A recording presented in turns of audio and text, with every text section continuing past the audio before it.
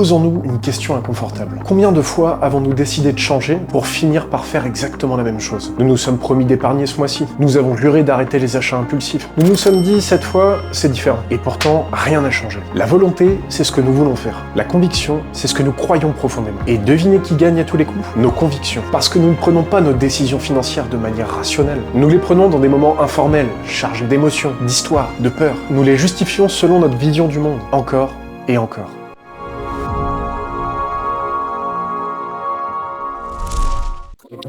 Oui, toi, petit disclaimer, je viens de commencer en tant que créateur de contenu et je t'avoue qu'au niveau des abonnements et des likes, j'attends une petite part de soutien si cette vidéo te plaît. Et deuxième message, t'as un petit cadeau à la fin. Et surtout, tu le dis pas. Donc profite bien de la vidéo et reste bien jusqu'à la fin. Mais posons-nous ces questions. Et si je m'étais mal renseigné? Et si des informations cruciales me manquaient? Et si j'avais cru à une promesse trop belle pour être vraie? Et si je n'avais aucune idée de ce que je fais? Dans cette vidéo, je vais vous montrer deux exemples qui dérangent. Pourquoi les ménages précaires font un choix rationnel en dépensant plutôt qu'en épargnant? Et comment le système de retraite français est devenu le mensonge collectif de notre société. À la fin, vous comprendrez pourquoi la conviction ne négocie jamais et la volonté finit toujours par céder. Parce que tant que nous ne changeons pas ce en quoi nous croyons profondément, nous continuerons à justifier exactement les mêmes décisions. Encore et encore. Dans son livre Psychologie de l'argent, Morgan Housel nous révèle une vérité universelle. Notre identité influence toutes nos décisions avec l'argent. Nous ne choisissons pas en fonction des chiffres, nous choisissons en fonction de qui nous sommes, de ce que nous croyons, de notre histoire. Et le mécanisme le plus dangereux, on cherche constamment à justifier nos choix pour qu'ils correspondent à notre vision du monde. Parce que nous ne prenons pas nos décisions financières en consultant des tableaux Excel. Nous les prenons à la table du dîner, lors de réunions entre collègues, dans des endroits chargés d'émotions, d'histoires personnelles, d'une vision du monde qui n'appartient qu'à nous.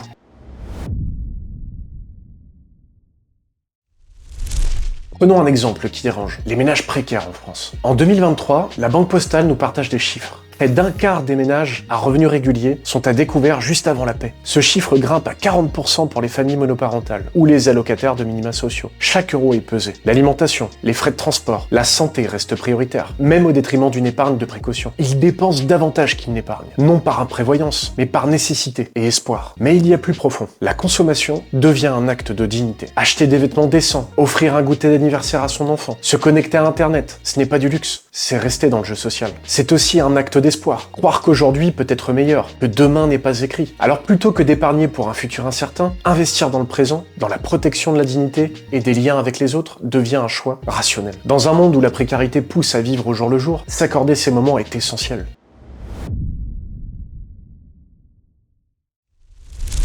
Maintenant, parlons d'une conviction collective, un système auquel des millions croient, le système de retraite en France. Remontons plusieurs années en arrière. 1945, la guerre s'achève, la France se relève. Paris outragé, Paris brisé, Paris martyrisé, mais Paris libéré par lui-même, libéré par... Avril 1946. Le ministre du Travail et de la Sécurité sociale, le communiste Ambroise Croizat, propose une politique de solidarité jamais vue, la sécurité sociale. L'idée? Les actifs paient la retraite des plus âgés. L'âge de départ? 65 ans. Pourquoi? Parce que c'est l'espérance de vie moyenne. Peu partent en retraite, peu en profitent. Nous avons en discussion un texte qui tend à généraliser par palier la sécurité sociale à toute la nation française. Cette révolution, excusez-moi cette formule, est attendue par tout le pays. La loi du 24 juillet 1947 a défini le système de sécurité sociale comme nous le connaissons aujourd'hui. Pour la suite, portez attention au graphique suivant. Il suit l'évolution de l'espérance de vie à partir de 1950. Il se lit de bas, le nombre de personnes qui naissent, en haut, pour les personnes âgées. Année 1950-60, le baby-boom explose. 3 enfants par femme. Les cotisations affluent. La croissance est forte. La retraite devient réalité, mais elle reste brève. On touche sa pension quelques années avant de mourir. Aujourd'hui, la famille de monsieur et madame Poignot, avec leurs 2 derniers nés, compte 15 enfants, dont 12 jumeaux. Tous enfants magnifiques, et ce n'est peut-être pas fini.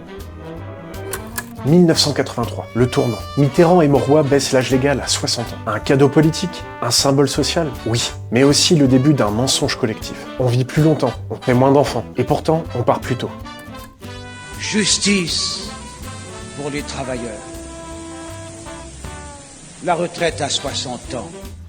Année 2000, le système s'essouffle. La population vieillit et il y a de moins en moins de naissances. D'après le rapport Charpin remis en 1999, il nous alerte sur ce phénomène de baby-boom. Il établit des prédictions sur l'espérance de vie en 2040, pouvant atteindre 81 ans pour les hommes et 89 ans pour les femmes. L'objectif est de maintenir la parité de niveau de vie entre actifs et retraités, tout en limitant les hausses de cotisations, qui seraient difficiles à supporter pour les actifs. Il a été refusé principalement par les syndicats et dans une moindre mesure par le patronat. Ce rapport prévoit également une augmentation significative du nombre de retraités en France, entre 2000 et 2040, principalement dû à l'effet à retardement du baby-boom d'après-guerre et à l'allongement de l'espérance de vie. On va retenir 4 points importants de ce qu'il raconte. Premier critère, l'augmentation du nombre de retraités total. Entre 1998 et 2040, la population âgée de plus de 60 ans devrait augmenter de 10 millions de personnes, passant de 12 millions à 22 millions. En 2023, la DREES confirme ces chiffres. Second critère, l'augmentation moyenne du nombre de retraités par an. En 1999, le nombre de retraités augmente de 110 000 personnes par an et continue à s'intensifier à partir de 2006. À aujourd'hui, l'INSEE confirme également ses prédictions. Troisième critère, le rapport cotisant-retraité. Lors de la rédaction du rapport, Charpin constate un rapport cotisant-retraité, le nombre de personnes cotisant pour un retraité, de 1,75 personnes.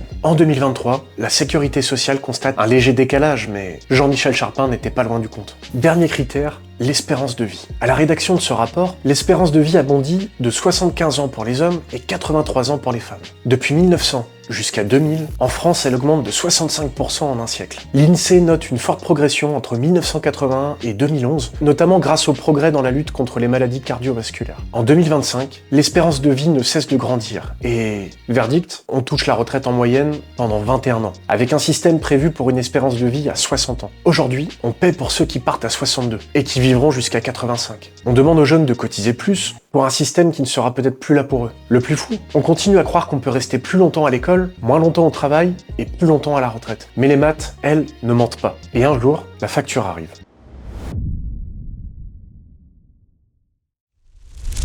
La leçon à retenir est que la conviction ne négocie jamais. La volonté, elle, finit toujours par céder. Nous pouvons décider de changer, nous pouvons nous promettre de faire autrement, mais si notre vision du monde reste la même, nos choix ne bougeront pas d'1 millimètre. Regardons le système de retraite. Les chiffres crient, les rapports alertent, les experts supplient, et pourtant, rien ne change. Pourquoi ? Parce que notre conviction collective, celle qui dit « j'y ai droit, j'ai cotisé, c'est acquis », est plus forte que n'importe quelle réalité mathématique. C'est la même mécanique pour les ménages précaires qui dépensent plutôt qu'épargner. Ce n'est pas de l'inconscience, c'est de la dignité. C'est de l'espoir. C'est la conviction que vivre aujourd'hui vaut mieux qu'un futur incertain. Et c'est exactement pour ça que les décisions financières ne se prennent pas sur un tableur Excel. Elles se prennent à la table du dîner, chargées d'émotions, d'histoire, de peur. La volonté, c'est ce que nous voulons faire. La conviction, c'est ce que nous sommes prêts à croire pour ne pas avoir à le faire. Et tant que nous ne changerons pas ce en quoi nous croyons profondément, nous continuerons à justifier exactement les mêmes décisions, encore et encore. Alors comment naviguer dans ces eaux troubles entre conviction et réalité ? Voici 3 pistes pour reprendre la main. La première, comprendre qui nous sommes face à l'argent. Nous avons tous des croyances financières dont nous avons hérité, de notre enfance, de notre milieu, de nos premières expériences avec l'argent. Certaines nous protègent, d'autres nous paralyse. La question à se poser est la suivante. Quelles croyances héritées de mon passé guident mes décisions financières aujourd'hui ? Et lesquelles me limitent sans que je m'en rende compte ? Le deuxième point, confronter ses intuitions aux faits. Les émotions mentent, les chiffres rarement. Penser qu'épargner 50 € par mois ne sert à rien ? Sur 20 ans, à 5%, cela représente 20 000 €. C'est un début. Compter sur le système de retraite actuel. Les projections démographiques racontent une autre histoire. Une histoire moins confortable, mais plus vraie. Il est davantage vrai pour ceux qui commencent à peine leur carrière professionnelle. Le dernier point, mettre en place une discipline et s'informer. Ne comptez pas uniquement sur la volonté. Elle fatigue, elle abandonne. À la place, automatiser les gestes reste une alternative plus sûre. Virement mensuel, investissement programmé, enveloppe budgétaire. En commentaire, vous trouverez un tableau conçu pour vous aider à vous organiser pas à pas dans le suivi de vos dépenses et mieux comprendre votre situation financière. S'informer, lire, apprendre, tester. La différence avec le monde avant Internet est que l'information n'a jamais circulé aussi vite. Différencier le vrai du faux pour savoir ce qui est mieux pour vous n'a jamais été aussi déterminant. L'environnement sculpte le comportement bien mieux que les bonnes résolutions. Parce qu'au fond, le jour où les croyances changeront, les décisions suivront. Sans effort, naturellement. La vraie liberté financière ne commence pas dans un tableur. Elle commence dans notre tête. Le jour où l'on accepte de remettre en question ce qui changera prochainement. Cette vidéo touche à sa fin. Vous venez de voir comment nos convictions invisibles dictent nos choix financiers, mais vous commencez à me connaître. Voici la question qui dérange. Et si 2 personnes, face aux mêmes opportunités, prenaient des chemins radicalement opposés ? L'un bâtit sa fortune dans le silence, l'autre la perd dans le bruit. L'un investit 1 minute par mois, l'autre spécule 24 heures sur 24. L'un atteint la liberté, l'autre finit ruiné. Dans la prochaine vidéo, vous découvrirez 2 destins opposés. Édouard Petit, qui perd tout, puis devient le parrain de la gestion passive en France. Puis Pascal Jandet, le Mozart de l'immobilier, qui passe de milliardaire à ruiné en quelques années. 2 hommes, 2 attitudes, un seul survivant. Parce que face à l'argent, ce n'est pas votre QI qui compte, c'est votre comportement. Si vous avez aimé cette vidéo, abonnez-vous et activez la cloche pour ne pas manquer cette histoire fascinante. La prochaine vidéo sort bientôt et elle pourra changer votre rapport à l'investissement pour toujours. À tout de suite!